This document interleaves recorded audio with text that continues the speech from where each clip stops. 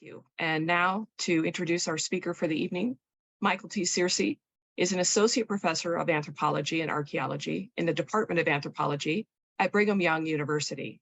He's currently serving as the department chair and director of the new World Archaeological Foundation. For over 15 years, he's worked in northern Mexico, researching Casas Grandes cultural traditions with a focus on the Viejo Period, AD 700 to 1200, as well as the Late Fremont cultural tradition practiced by people who occupied much of northern Utah between AD 900 and 1300. Michael recently co-authored the book Hinterlands to Cities, the Archaeology of Northwest Mexico with Matthew Pailes. Michael's recent research includes an ancient DNA study, as well as a reanalysis of the chronology in the Casas Grandes region. His most recent publication on the Freemont was published in the journal KIVA about smoking mixtures used in pipes found in the Utah Valley. Please welcome Michael Searcy. Thank you, Susan. I appreciate that intro, and I'm especially excited to be here. For those of you, I actually got to peruse the participants, and I see a lot of friends and colleagues and former students. I see a couple of people who are on the East Coast. Hopefully this will be a nice pre-bedtime story for you. And I hope I don't put you to sleep, but I'm super excited to be able to share a bit of what I've been doing here in Utah, but specifically among what we call the Fremont cultural tradition. I'm going to go ahead and share my screen so you guys can see what we have going here. All right. Does that look okay, Susan? Excellent. All right. So I think first off, the most important thing to point out is, especially being the fact that I probably do the majority of my research in northern Mexico. And for those of my colleagues in northern Mexico, I would be remiss if I didn't include in my title that we're not just talking about the greater Southwest, but also Northwest Mexico. And this is something that my co-author on the book, Hinterlands to Cities, Matt Pailes, and I, we had a discussion at length about how oftentimes when we talk about the greater Southwest, there are kind of portions of it that often get forgotten. You can see this in some textbooks on the region, but in reality, I've kind of made a career out of working on the peripheries, as some might call it, of what we know as the greater Southwest. And so to me, it's just been really fun to explore two cultural regions, not only Northwest Mexico and the cultural tradition known as the Casas Grandes people, but also those who practice the Fremont cultural tradition, which is to the north, to kind of be working in areas where not a lot of people have worked in the past. And those that have worked, it feels like everything that we're doing is really kind of writing a new chapter amongst these groups of people who lived prehistorically in a region that, for the most part, is very similar, whether it be desert, very, very hot temperatures, access to water is very important, but also those in high deserts, mountainous regions, basin and range areas, what we generally call the Desert West. So I want to make sure that that we include, of course, Northwest Mexico in this, but tonight my focus is going to be on the Fremont. And I do use the term cultural tradition very purposefully, in that my perception, at least theoretically, and the concept of culture in my mind is that it's practiced, that it's done, that we do things that are associated with these traditions. And of course, you could probably find a million different definitions of the word culture as well as tradition, but in my mind, that's how I see it. And there have been, and I mentioned this too, because there have been many debates on what we consider like Fremont and the Fremont culture. I'm using that in a very, very broad sense, very similar to the way that we use the terms Hohokam or Mimbres or Casas Grandes or Ancestral Puebloans or Ancestral Puebloans Virgin Branch, right? There's a lot of different ways that we designate people in the past, but I'm emphasizing the fact that these people practiced a tradition, not that they could never change it, right? It's not monolithic in any way, but definitely there were shared practices, whether it was production of pottery, hunting and gathering, plus horticulture, or whatever it might be. So I just want to kind of throw that out there in the case that people might be confused by that, but that's how I see the Fremont to be defined. Now, we do consider it to be an archaeological, I say we, several of us do consider the Fremont to be an archaeological culture, meaning that we identify them according to shared traits that we find in the material record. I've really been drawn towards the work of Rich Talbot, who actually not only was my mentor here at BYU, but was my boss at one time when I worked contract at the Office of Public Archaeology, which was my first job out of my PhD after I finished my PhD at University of Oklahoma. I not only cut my teeth on Fremont archaeology, but I also learned the basics from Rich Talbot. And one of his recent articles, it was a chapter in a book, he kind of divided up what we know about the Fremont in general chronologically, and kind of phased them into these three different phases: the early Fremont, middle Fremont, late Fremont. And something to remember foremost is that very little data are available for the earlier periods, so early and middle Fremont, which are mostly characterized by small-scale farming, not unlike many other parts of the greater Southwest, and perhaps some part-time horticulture, and as well as low population levels, right? So people were living in more like farmstead hamlets, or farmsteads, sorry, and hamlets. And then included in these time periods were a transition from dart points to arrowheads, arrow points, and again, not unlike other traditions in the greater Southwest. This occurred sometime between about 500 and 600. Rich Talbot also suggests that a good marker for the middle Fremont was when there was marked population expansion, as well as ceramics that appear sometime between 500 and 600 AD. And finally, I think one important thing to point out is that we have probably our best evidence for what we consider to be the Fremont culture and what is considered the late Fremont period. So sometime after 900 AD, we see really good evidence of people shifting from, maybe primarily hunting and gathering with some horticultural activity. But in the late Fremont, there's widespread adoption of maize agriculture, as well as aggregation into larger villages. And that's, as you would expect, people gathering together in bigger communities, those are going to be the ones that are easier to find, right? Much like we see in archaeology throughout the world. Where people left a bigger mark, they're gonna be the sites that we find more easily. And so this was definitely the case with the Fremont, and the current state of Fremont archaeology today. So much of it has been focused on this late Fremont period from 900 to 1300. But some of the material markers that I think are important to distinguish from others in the greater Southwest are things like grayware ceramics, which included painted varieties. Black on gray was the most common, although there are some, especially in the areas where we've been working here in Utah Valley, that include a red on gray. Distinct rock art with anthropomorphs that were kind of in a trapezoidal shape, as well as clay figurines. These figurines mirror these anthropomorphic shapes as well. Subrectangular pit houses and small above ground adobe storage structures were very common.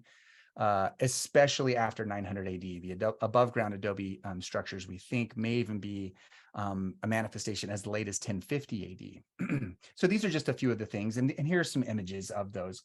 You can see some of the ceramics. These images, by the way, my longtime friend and colleague, Scott Ure, has worked with me over various years on different projects, both together, and he's got his own projects, including his research on Fremont ceramics. You can see some of the bowls and the designs that are very similar to other Southwest motifs.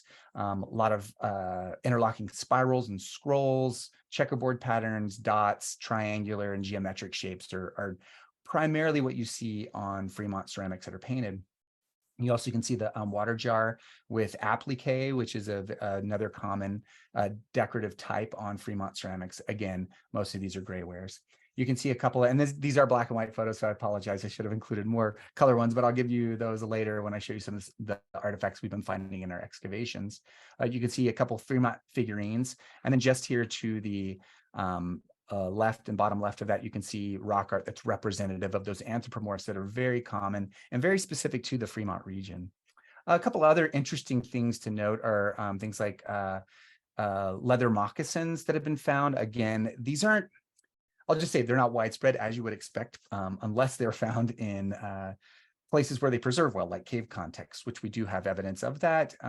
In particular, you can see this is the top side of this moccasin. On the bottom side, the Fremont actually used the dew claw of the deer on its hind leg quarters as the bottom portion of the moccasin. So it's kind of neat, something unique to the Fremont, different from its ancestral Puebloan neighbors, where sandals were more common. And then you can see in the bottom right-hand corner, just an example from Wolf Village. This is actually from an excavation done by Jim Allison with his students. Jim is one of my colleagues here at BYU at a site called Wolf Village. He's found several structures there. And this is one that is representative of a type that included some above ground adobe walls. And I'll show you some more from the excavations we've been doing at the Hinckley Mounds. Now, this map gives kind of a general overview of where the Fremont are located. I think it was Steve Lexington was talking about in an article in, I believe it was 2014, called Thinking About Fremont, which was followed up by one by Rich Talbot and Joel Janetsky, in which this map appeared in. And he said it's kind of curious that the Fremont are specifically located in the state boundaries of Utah. And it does. It may look strange, but this is something that my colleague Scott and I, Scott Ure and I, and others have looked at, the distribution of sites, Fremont sites. And something to take into account are a few different geographical features that we think may also be markers or places that were boundaries that for some serendipitous reason made the Fremont region, or where the Fremont cultural tradition took place, fit well into the Utah, I guess, modern state boundaries. First of all, the Colorado River seems to be a very clear southeast border for the Fremont, especially the Late Fremont, so up to about 1300 AD. And we definitely have a very, very strong border here in southwest Utah, just south of Cedar City, the ancestral Puebloan Virgin Branch. We see a very distinct boundary there, where a few Anasazi wares, like ceramics, are found in the Fremont region, especially there in Parowan Valley, but little to no Fremont ceramics are found south of there. So we see that as a boundary region for sure. Also, we don't see many sites to the west of eastern Nevada, but definitely, you've kind of got, and no offense to desert lovers, but we've got a wasteland out in northwest Utah, which we call the West Desert, west of Great Salt Lake. It is very, very barren, and you don't have the water resources that you do coming off the Rocky Mountains at the edge of the northern or the Colorado Plateau and eastern Great Basin. And that's another thing that's very significant about the Fremont that we're starting to see some patterns with, is that right through here is the Rocky Mountains and the divide between the northern Colorado Plateau as well as the Great Basin. And with this, Janetsky and Talbot noted with not only material manifestations, but also the location of sites in these areas, that there are probably some kind of regional pattern to settlement after about 900 to 1000 AD. And this is a map from their article in 2014, in which they were trying to look at regional settlement patterns, and in particular found that there were kind of distinct areas that included artifacts and other things that were very specific to these different regions. So Parowan Valley, Sevier Valley. They have it labeled as Utah Valley, but I think I would probably include the Great Salt Lake and at least the eastern edge of the Great Salt Lake, as well as Utah Valley. So that's Salt Lake Valley and Utah Valley, and then Uinta Basin. And these are just a handful of the macro regions. There's a chance that there may be others, but of course, time will tell and as we do more research. But one of the maps that my colleague Scott Ure put together in a recent publication that just came out last year, which Susan had mentioned, which is about some pipes that we found at a site, Jim Allison in particular, at the site of Wolf Village. One of the reviewers was like, well, this is weird. This cloud that you guys kind of put out, it looks too much like Utah. And to kind of come back with that, Scott Ure has done some extremely wonderful work in GIS to show in this map in particular what we consider to be Fremont settlement based on residential sites, as well as those that include Fremont occupied caves and shelters. Oftentimes, as you many of you probably know, these cave and or rock shelters include just a huge depth of time, all the way into the Archaic, some Paleo-Indian, right, in different places. But you can see how these are distributed throughout the area, and then including some of those geological features, such as the West Desert, west of the Salt Lake, and how these sites tend to cluster mostly around well-watered valleys. And that's the pattern that we find, and it's very quite common. So this is the map that we took. We do find evidence of Fremont having been in places like southern Idaho, southwest Wyoming, right? But they're not as large residential sites. So that's kind of the pattern that we're looking at here and how we draw the boundaries for the Fremont. Just to give you guys, and this was in the, if you went to the web page where Arch and His has some other readings, you can see that. Some really great ones just to get your like a good background on the Fremont and how people define them. Again, as an archaeological culture, David Madsen had this great, wonderful intro book called Exploring the Fremont that he put out in '89. There's a couple of articles in the Great Basin, including The Enigmatic Fremont by Joel Janetsky and the Great Basin, really great accessible article. Then, of course, Steve Sims wrote The Ancient Peoples of the Great Basin and Colorado Plateau, which has a great chapter. And actually several chapters touch on the Fremont themselves. And then his subsequent book with some insanely beautiful photos by Francois Goyer. I think I'm saying his name correctly.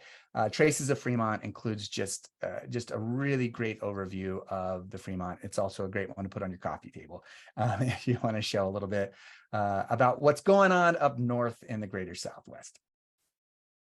So my time studying the Fremont starts with my employment here at BYU. Right out of my PhD, I got hired as a contract archaeologist, a staff archaeologist with the Office of Public Archaeology. Oddly, my first big excavation, and I was a field director for a project down in southern Utah, excavating an ancestral Puebloan Virgin Branch site. But eventually it brought me back up. I kind of shoved my body in the door far enough here at BYU that they kept me on as a visiting instructor and finally as a full-time faculty. So in the process, much of my work with the Fremont has been out of convenience. The Fremont are out our back door. Right here in Utah Valley, we had one of the largest Fremont villages that probably dates well, we do have good solid dates between 750 AD and about 1200 to 1300 AD. And there's dates that fall in between these at sites all over Utah Valley itself. But how convenient, especially when BYU asked me, they said, hey, we need you to teach a field school, how convenient it was for me to say, hey, what if I find a site right here in the valley where I can sleep in my own bed, shower in my own shower, stay at my own house, eat my own food every night, and still teach students how to do archaeology. And so began my quest for a site or a series of sites that we could do field schools at. And so this led me to work on, again, a project with Scott Ure, who's an associate teaching professor here at BYU. And we started with trying to figure out exactly where the Provo Mounds were. We had a couple students doing thesis projects, and other things that that helped us kind of get our feet under ourselves. And of course, there was the years of archaeology that Joel Janetsky and others have done here in Utah Valley, including Julian Stewart when he was at University of Utah, dug some Fremont sites here as well, in addition to other early archaeologists at BYU, such as Albert Reagan and Ross Christensen. Ray Matheny even did some work out here, as did Dee Green. And so part of what we did included survey out at the Hinckley Farms. This is one of the sites. This is probably the biggest survey line I've ever run. I think we had 97 students on this survey, most of them without much experience, but it was a great opportunity to show them how to do survey. And inevitably in this plowed field that the landowner would plow for us every October for about, I think, six falls in a row, I would take students out along with colleagues who had other students who were interested, and we would survey the same field, a field that we knew, in fact, had some archaeological remains, including parts of what we call the Provo Mounds. In addition to some GIS work and historical archival work, we were able to identify pretty well where these sites were located. just to give you kind of a vision or a view of where we're talking about here. So going back, if you remember the macro regions, we're in the northern macro region. Utah Lake is the largest freshwater lake in Utah. Of course, Great Salt Lake is the largest lake, but these are two large lakes in which the people who lived in this area and who have lived in these areas have, of course, tapped into this just extremely water-rich resource, especially Utah Lake, which today I think it's over 1 mile square. It's just a massive lake. It's rather shallow today because of sediment that's flowed in, but it's still home to just a thriving waterfowl community, a lot of water activities you can do on the lake, and of course, agriculture all the way around. So here you can see the Hinckley Mounds, which is one site in what we call the larger Provo Mounds, including like the Smoking Pipe site. And then you have other villages and sites all the way around the lake, just to give you kind of an idea of what it looks like. And then here on the eastern flank of the lake and these sites are the Rocky Mountains. So we're right at the base of what's known as the Wasatch Range, which is the far western reaches of the Rockies. Some of the earliest work was done by James and Robert B. James was the father. Robert B. was a son. They were an amateur duo. They actually owned a tailor shop here in Provo, right on Center Street. But in their spare time, they went around looking for Fremont sites. Or I'd say any sites, right, that were out in this, what used to be the Provo River Delta before the river was channeled. It fingered out all into what's known as West Provo, which is the city in which Brigham Young University is located. And here you can see they apparently just dug what looks to be a Fremont hearth. Here is a map. So this is Robert B. here. Sometime in the 1980s, he wandered into our museum, and we have a couple of archaeologists, including Joel Janetsky, to thank for asking Robert B. To help us identify where some of these sites were. And it turns out he had kept, along with his father, really detailed notes of places that they had identified. And this is a map that was somewhat copied from a USGS map, but then he plotted the sites that they had identified since the 1930s. So again, he wanders in the 1980s and says, hey, I know where a bunch of sites are. And in collaboration, we were able to preserve some of this information.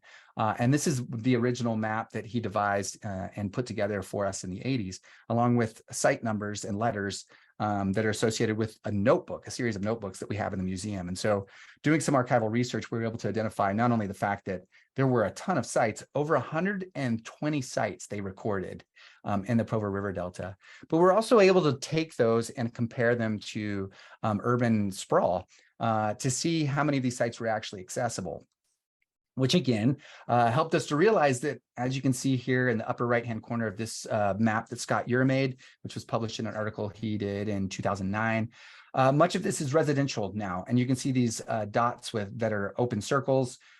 These are no longer accessible. Either they've been damaged or destroyed, or they're lying underneath people's houses. So they're totally inaccessible.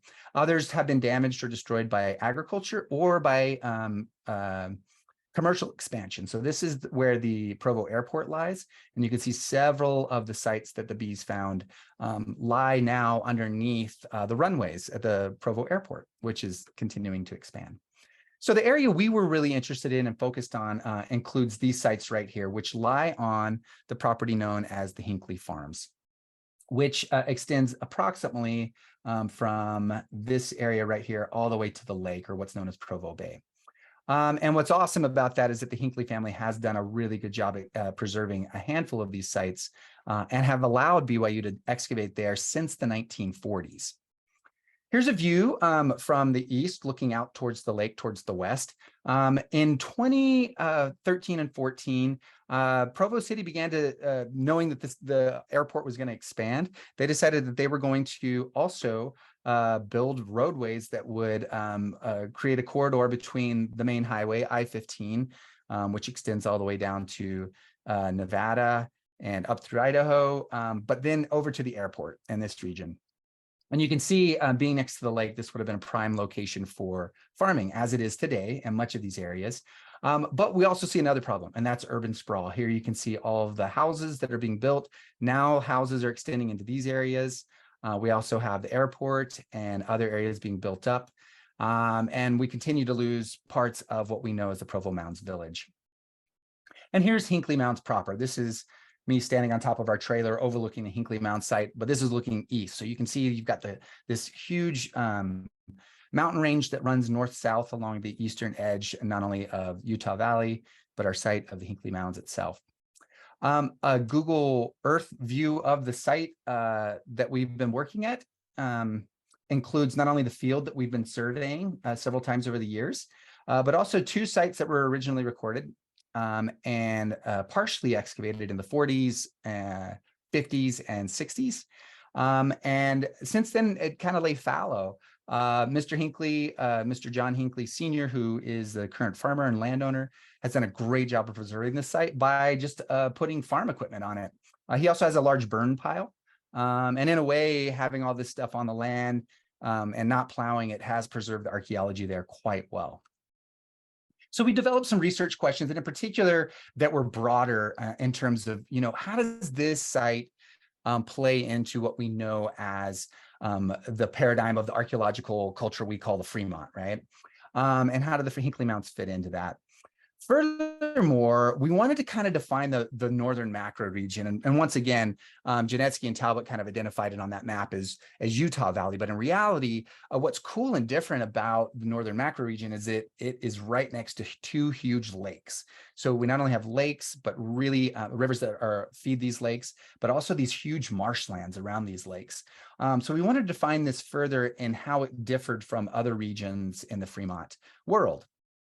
Also relocating parts of the site that have been damaged, especially due to urban sprawl, but also salvaging what was left of the Provo Mounds was a huge goal of the project.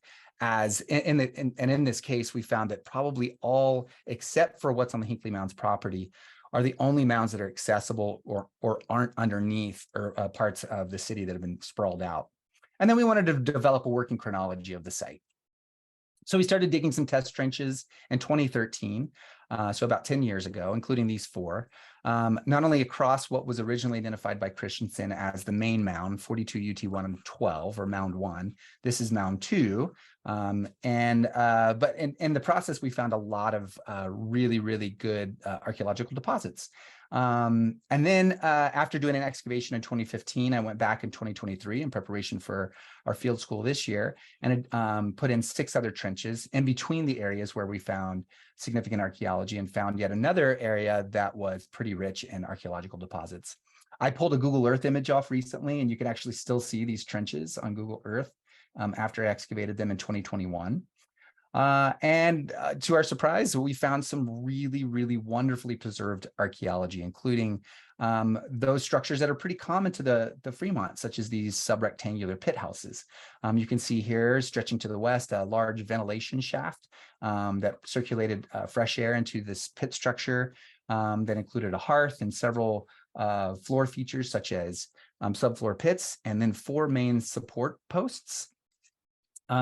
We also, this is an aerial footage or picture that you can see our original trench, along with the hearth and other features. We were able to date this structure itself comfortably to sometime close to around 1200 AD. From maize that was on the floor and then the hearth. We actually found really cool artifacts in this structure, including bone harpoons, which will come into play later in my discussion of what makes these sites in the northern macro region different from others. This is an artist rendition. I hired an artist this summer to kind of do a reconstruction for the visitors that we had to the site. And this is generally more or less what we think that these Fremont pit houses look like. You can see the opening for the ventilation shaft that came into the structure more or less to scale the size of the hearth, and then presumably people entered through a hole in the roof, very much like modern day kivas or kivas that we see in the ancestral Puebloan area, or perhaps other regions where pit houses were accessed through the roof. Another structure that we found, structure 2, was very quite odd. It had kind of 3 rooms. It was very difficult to identify different parts of it. But we definitely found a surface that was covered in artifacts, including you see some painted ceramics that were traded from southern regions of the Fremont area, along with some bird bones.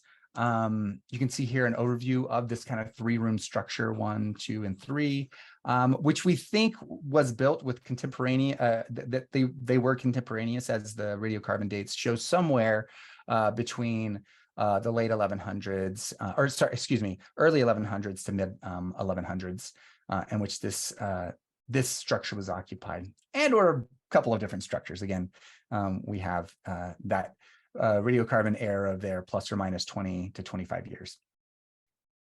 And another aspect of the site includes some adobe walled structures that were found in that mound 1. So this is another structure in which you can see some of the walls. This wall was actually built later, or earlier, excuse me, than this one.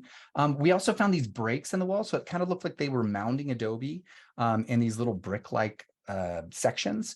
We definitely can see these clear breaks in this feature. That was a wall that went east-west, as well as one that went north-south.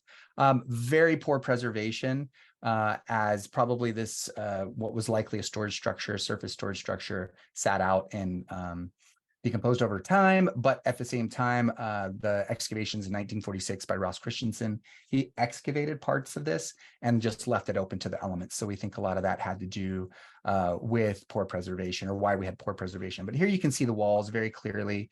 You can see the distinct line between what was a surface, an exterior surface, and of course the wall on top. These aren't very tall. They've never been found very tall. So we don't know exactly how high these walls would have been, but it's suspected that these were storage structures. Here you can see from our excavations this summer, the extent of the wall going north. I'm sorry, this is from previous excavations and other areas. And just to go back to some of the dating, we did find that this one was contemporaneous with the pit structure to the south. This is the excavation photo from this season. And here you can see a portion of one of the lower walls. And what was really cool about this season is that we were able to really focus on some exterior use surfaces right outside of this structure, and found just a plethora of artifacts, including some really cool things that we haven't found at the site before, like bison bone, suggesting that there were bison either roaming in this area or bison were being hunted elsewhere and brought to this site itself and into Utah Valley. Although we presume that there probably were some Fremont hunting these bison somewhere in the region where they were roaming. Here you can see some really good stratigraphy. The way that we excavate these sites, like in many other places, the best way to find the archaeology, especially of pit houses, where you have these structures that collapse into their pits themselves, you often get very flat, non-existent above ground archaeology that gives you any indication that's underground. So a lot of what we have to do are test trenches. In this test trench, you can see very clearly, we have our sterile, and this is what we found in most of the trenches where we found architecture. We have this very sterile clay layer, and then very clear cultural fill, and a very, very faint lens of a floor, and charcoal that's evidence of roof fall materials that fell after the structure actually burned. This is not an uncommon site to find very highly concentrated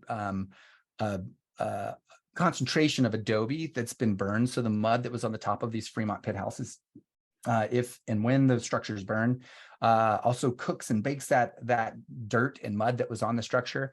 And you'll find these large clumps, usually, oftentimes, and this is in consultation with my colleague, Jim Allison, you find these right above the hearth, which makes a lot of sense if the structure were to burn and the center, the hottest part of it falls, usually falls on the center. And so in the center of this, we found a hearth, which you can see here.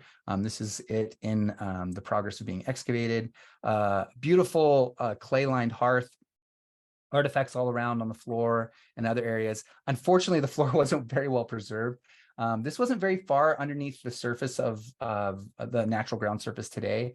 And unfortunately, it's right underneath a road that has been driven on since the 1940s. So the preservation on this was really poor, I think in part because of the road right above it. It was just a small 2-track road, but many tractors and many trucks have driven over it over the almost 80 years that it's been out there. And so We found really poor preservation in terms of the floor, but we definitely found this extra structure this year, which is great. And here you can see a little kind of zoomed out view with lots of burned beams and other things in places that were better well preserved. And looking from the western side, we were also able to extend and work in areas that were considered to be exterior use surfaces outside of this pit structure that included a lot of rich data on things that happened outside of the structure, possibly grinding stone that was situated right outside of the structure, but also more bison bone was found outside of the structure as well. Some of the artifacts that we find amongst the Fremont are very similar to others in the greater Southwest. Grinding stones, this is a two-handed mono that was found in one of our surveys. We actually have slate stone from a canyon real close by that was carved and shaped into these squares. Oftentimes pendants are found. These are the two bone harpoons that we found on the floor of one of the houses, which indicated likely harpoon fishing. The other thing that indicates that there was large amounts of fishing, possibly done by harpoon fishing, is that the largest number of bones that we have found at the site are fish bones. So likely Utah chub and or June sucker, which were endemic or native to Utah Lake and some of the rivers roundabout. And so we presume that these bone harpoons were probably used to fish right in the streams and sloughs that probably went right by the site. So one of our students from this past semester, you can see she's holding a piece of tool impressed ceramic, some of the grayware that we find, just a ton of arrowheads, specifically used for hunting probably smaller game, maybe larger game, beautiful bone tools like this bone awl. We probably found 24 of these, or at least parts of these, indicating their use in things like basketry making, which does set the Fremont apart from other places, and they created baskets that were very specific in style and technology to this region, as well as probably leatherworking. These bone awls were used for that. Here's one of the bone harpoons that you can see that was pulled out. Another one had actually two hooks on it, or barbs on it, that were used again to fish. Another example of a lot of the projectile points that we find, Uinta corner notch, desert side notch, a lot of different variety here. And then ornaments as well. We find these lignite beads, and I don't have a picture of it. I should have brought a picture of it, but we do get marine shell from the California coast, mostly in the form of olivella bead, small beads that were carved out of olivella shell. There is actually a study going on right now. Jim Allison, Marion Forrest, and I think a student or two are actually working to try to source some of the shell beads that have been found in the Fremont region, to try to identify where they came from off the coast of California. And going back to some of the things that we found and in the studies that I've done, not only looking at this site and others in Utah Valley, but others roundabout.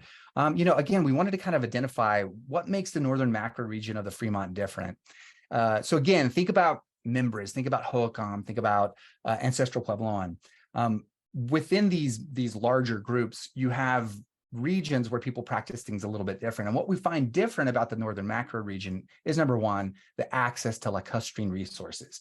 Marshlands include things that you can't find in other parts of the Fremont world, which include waterfowl and fish. And there's just an abundance of these animals in the faunal record as we excavate, which give us an indication that, for the Fremont in this area, the lakes were very, very key and very important to their survival. And we know this because of the archaeological evidence. Not only that, but the gray wares. The gray wares in this region are very specific to this region.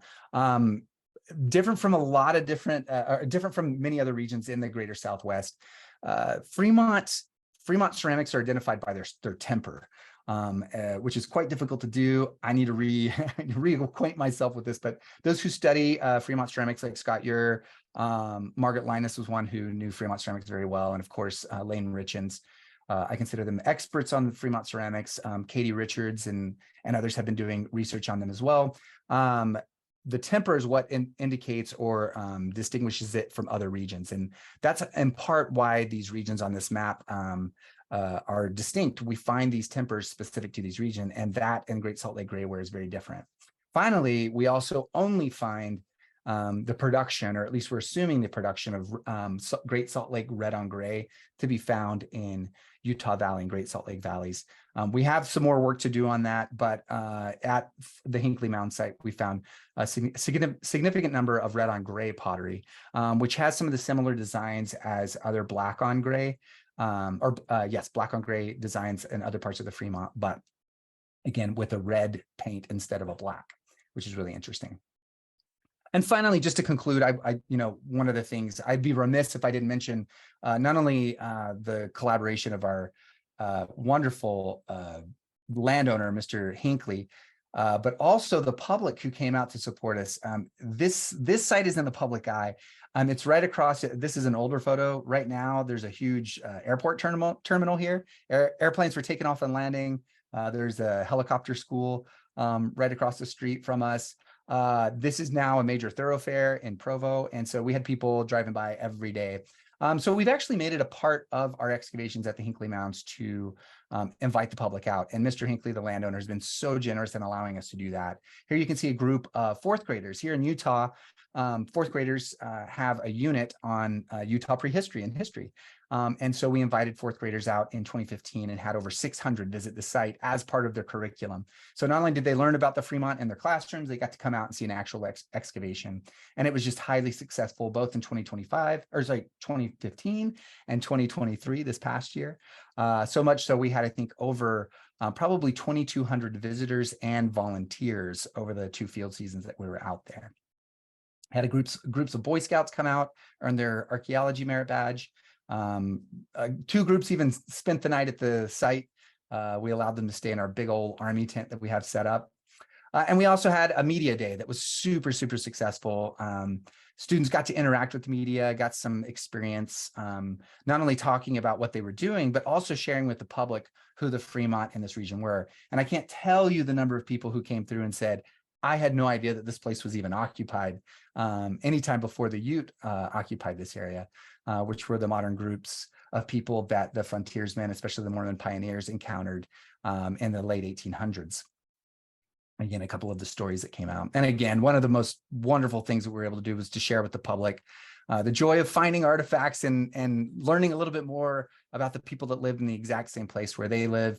And again, our students just did a wonderful job of not only interacting with the public and children in general, but also doing the excavation. This is their 2015 crew, which was a combined Utah Valley University and BYU excavation.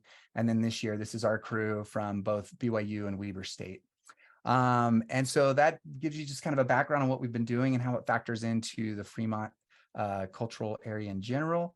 I see that there's a few questions that I can answer, but I don't want to forget to first and finally thank Mr. Hinckley. This is John Hinckley Sr. His dad bought the land in 1898. So they're hitting their anniversary this year, a big anniversary.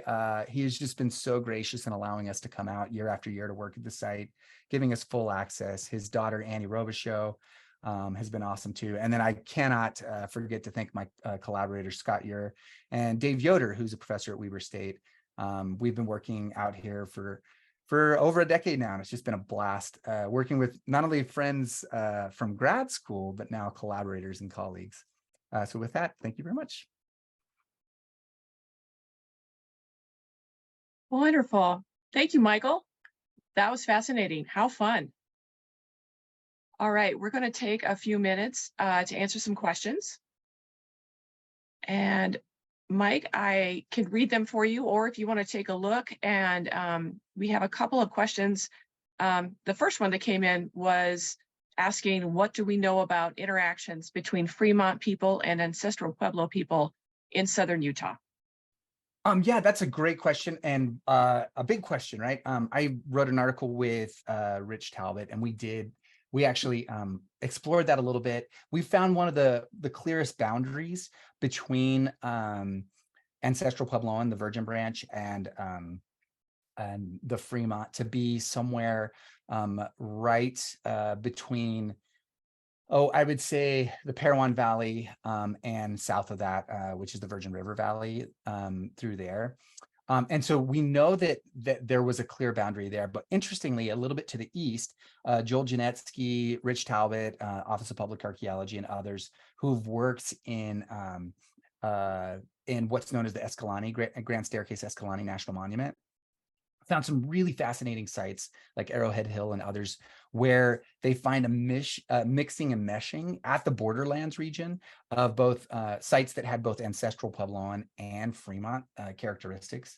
And there's some really great publications out there and about that. And I think I added at least one or two to the list that people can go and look at, where there was interaction between the Fremont ancestral Puebloans. A really cool study that I had mentioned, Katie Richards. She just finished her dissertation. Congratulations, Katie, if you're out there. She's been looking at Fremont designs on pottery, and there's similarities to ancestral Puebloan as well, pottery designs. Ancestral Puebloan pottery, painted pottery we find earlier than Fremont painted pottery. And I would say somewhere, and this is my guess, and Katie, you can correct me if I'm wrong, but somewhere around 80% to 90% of the motifs and designs, especially the geometrics that we find on Fremont pottery, is found on ancestral Puebloan pottery.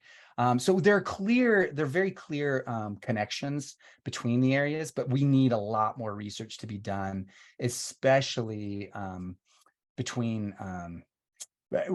regarding those interactions between these two groups. But there is evidence, definitely evidence. Mm-hmm. Great. Okay. We did have a couple of questions, or one specific on the C14 date ranges that you presented. At one or two standard, were they at one or two standard deviations? If I'm not mistaken, that's one standard deviation. So we probably have a broader range than that on the dates that I indicated. The main thing I wanted to show is that the multiple dates that we did have from especially annuals like corn, maize, were really tight. They were very close together. Exactly. So obviously, there's the old wood problem with charcoal that we found in other parts of the site. And the big hope is that we'll have probably 20 to 30 new dates after this year of all the excavations that we did. So I'm really excited to see, kind of tighten up both the beginning and ending of the site itself. But again, we're talking late Fremont. We're talking like definitely post 750 AD. That was the earliest date we had, which came from a burial that we identified in 2015. But the earliest, I would say the earliest architectural dates that are associated with the corn that we found is somewhere around 1100 AD. So I don't know if that burial was a one-off or if there in fact are Fremont contexts somewhere at the site that associate it more with that earlier date. We don't know, right? Need to do more excavations, and really curious to see what our dates come back as from this excavation that we just did. Wonderful, wonderful. One of the questions was asking, were any of the ditches or canals near Provo? Yes. Okay. So this is something I'm really fascinated with. Steve Sims has been working on irrigation ditches, which have been identified.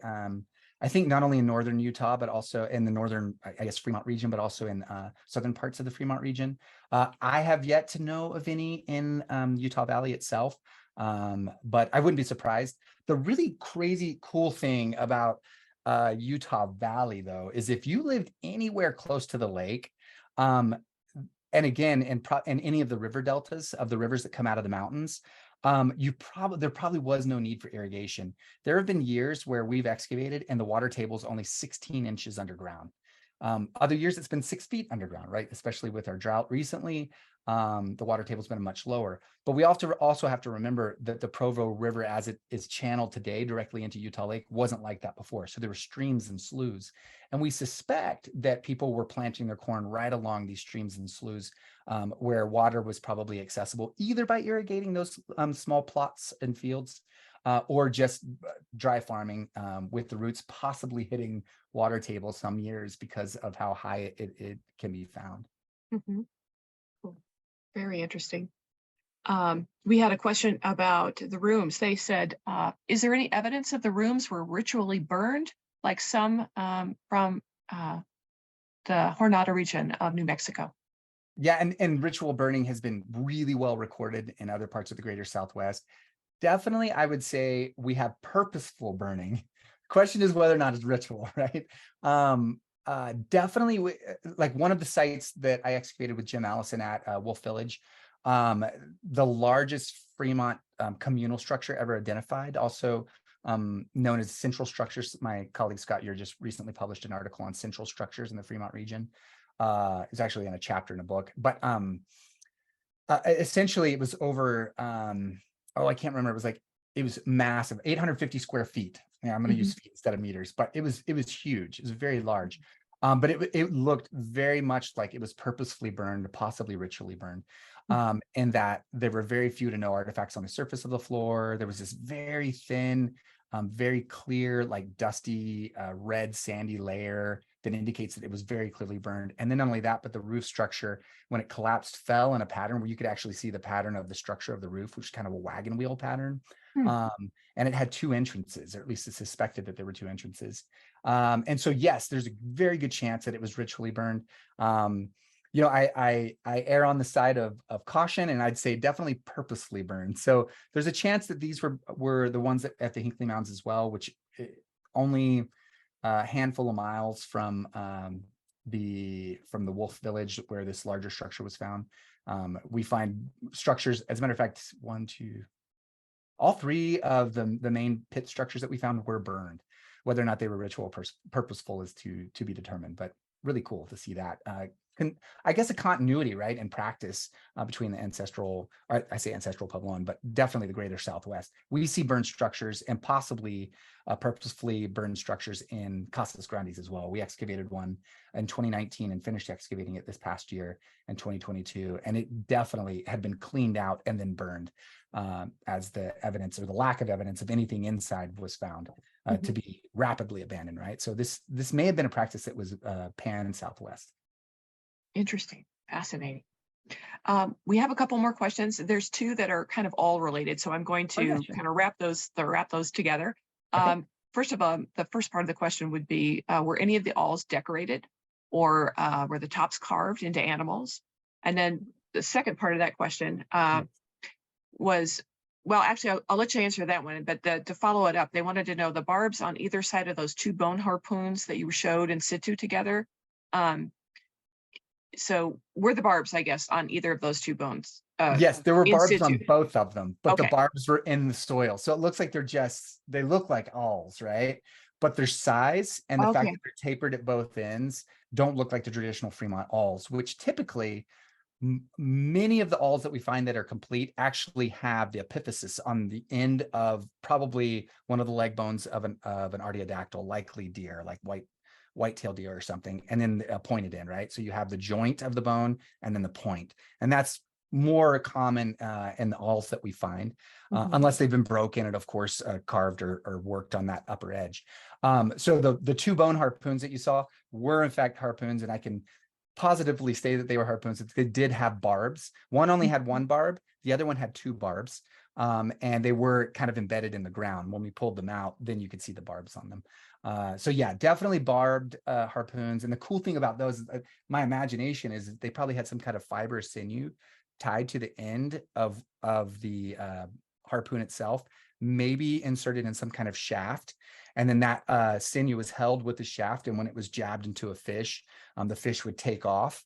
And then it would release from the shaft, and then they would hold on to the sinew or fibers that was connected to the harpoon, and then they could reel the fish in like that. It appears that's how it was constructed. So definitely those are bone harpoons in that image. Awls being decorated, we did find an awl with some at least some etching, like linear etching in it. I have seen awls in museum collections that do have carved heads on them. Very rare though. I can't even recall where I saw that, but I do remember that it was associated with the Fremont. So, but very, very rare. We didn't find any at the Hinckley Mounds that appeared to be carved into animal effigies, at least the tops of them. Wow, fascinating. Okay. Well, we have a couple more questions, but I think one of the main ones that maybe might wrap things up a little bit is one of the questions: what happened to the Fremont culture after AD 1300? It's a great question, and it's one of those questions we have for like most archaeological cultures throughout the world, right? Like, what happened? I'm speculating as of late. I've been really interested in this question. Definitely, especially working at sites that are very late in what we consider to be the Fremont cultural tradition here in this region. But around 1300 AD, what we for sure see is we see no further evidence of people building sedentary or living a sedentary life and building large villages, right? The village life goes away. And so there are debates. We do find sites and dates with Fremont material culture that go into the 1400s, right? But we definitely don't see major sites, village sites that indicate a continuation of agricultural lifestyle and sedentary lifestyle. So there are several archaeologists that suggest that perhaps there was a shift back to hunting and gathering. We do know sometime after 1400 AD, the groups, the indigenous groups that live here today, possibly migrated from other places, and then intermixed with the Fremont. So, I think a lot of people would agree that it's possible that DNA could be the key to finding out whether or not there are relationships between the modern groups that were encountered by European settlers and frontiersmen and the Fremont, right? Whether or not we'll ever get to that point, I don't know. But I've been in discussions with the Timpanogos Nation. They're in the process of trying to get recognized as a federally recognized tribe.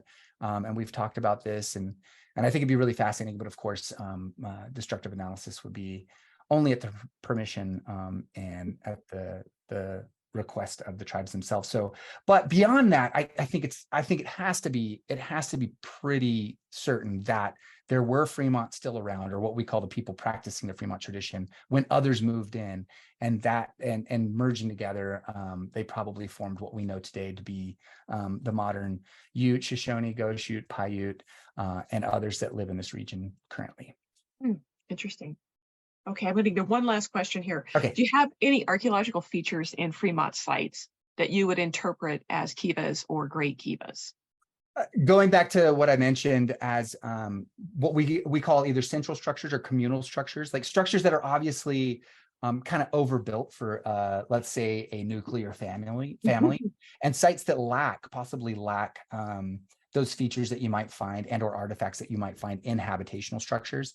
We definitely have those. Now, whether or not they were used similar to ways that not only modern Puebloan peoples or ancestral Puebloan peoples used kivas, that's a big question.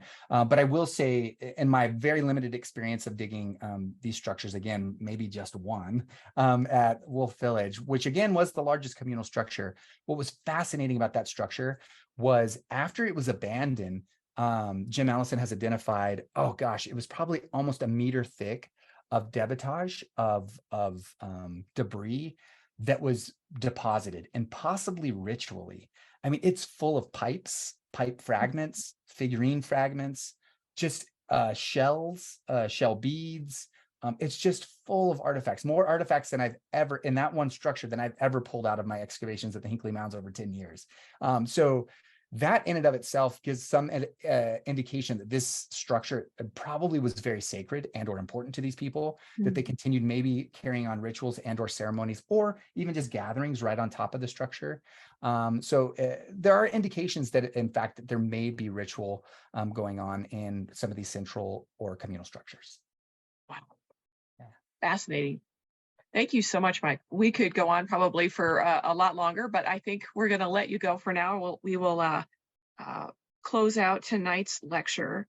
Thank you so much again. We hope to see some of you at the Pecos conference this August, and we'll all see you back here on Zoom or in person at the September's lecture in Tucson. And thank you very much for everyone, and have a good night. Thank you, Michael. Thank you. Appreciate it.